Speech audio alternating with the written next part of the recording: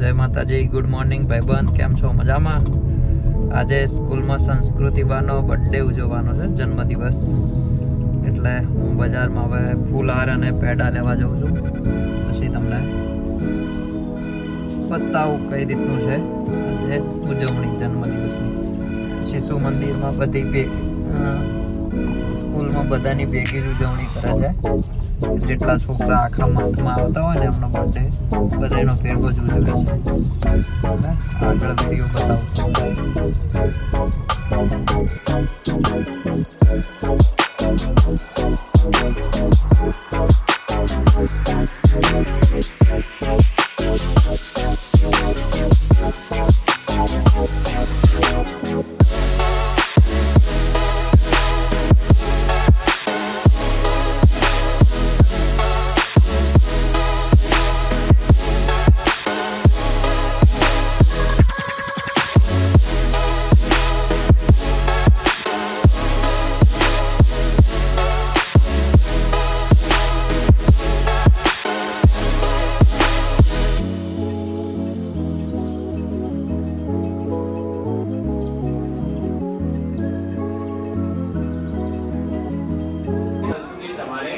નહીં, પશ્ચિમી સંસ્કૃતિનું આંધળું આપણે અનુકરણ કરીએ છીએ.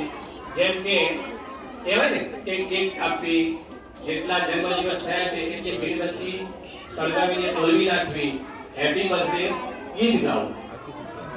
તો આ પશ્ચિમી સંસ્કૃતિનું આંધળું અનુકરણ ન કરતા આપણે બાળકના જેટલા જન્મદિવસ છે એટલા દીવા મંદિરમાં પ્રગટાવી ન શકીએ? યજ્ઞ તો આપણે ન કરી શકીએ, પરંતુ આટલો તો આપણા જે બાળકના જેટલા જન્મદિવસ થયા છે એટલા જન્મદિવસના દીવડા પ્રગટાવી અને એના જીવનમાં અજવાળું ન લાવી શકીએ? બીજું કે જ્યારે પણ બાળકનો જન્મદિવસ હોય ત્યારે આપણા સગા સંબંધી બાળકને કંઈક ને કંઈક ભેટ આપતા હોય. તો આ ભેટ લેવા આપવાની પ્રક્રિયાથી બાળકમાં લેવાની વૃત્તિનો જન્મ થાય. કહેવાય ને કે બાળકને આવું છે અને એને લાલસા જાગી જાય કે મને કંઈક હવે મારો જન્મદિવસ આવશે એટલે કંઈક મળવાનું છે. આ લેવાની વૃત્તિ ન જન્મે અને એક સારા સંસ્કારોનું સિંચન થાય તે માટે આપણે બાળકને શું કરાવી શકીએ?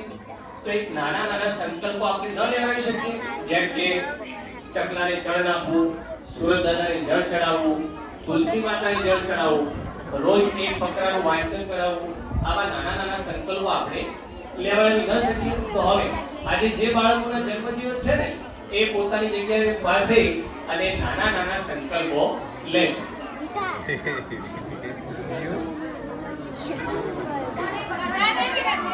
વારાફરતી આપણે આપશે દરેક મંડળમાં જ્યારે